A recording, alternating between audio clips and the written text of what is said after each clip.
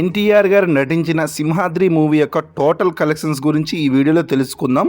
ముందుగా అయితే ఈ వీడియోని లైక్ చేసి 5 పాయింట్స్ ఇవ్వండి. ఈ మూవీ అనేది జూలై 9, 2003లో రిలీజ్ అయింది. ఈ మూవీ రాజమౌళి గారికి సెకండ్ మూవీ. ఈ మూవీ బాక్స్ ఆఫీస్ వద్ద ఎంత వసూలు చేసిందంటే, నైజాంలో ఈ మూవీ 6,47,00,000, సీడెన్లో 5,50,00,000, వైజాగ్లో 2,32,00,000, ఈస్ట్ గోదావరిలో 1,80,00,000, వెస్ట్ గోదావరిలో 1,70,00,000, కృష్ణాలో 1,86,00,000, గుంటూరులో 2,20,00,000, నెల్లూరులో 1,30,00,000 వరకు వసూలు చేసింది. ఇక ఏపీ ప్లస్ నైజాం కలుపుకొని 23,15,00,000 వరకు వసూలును సాధించింది.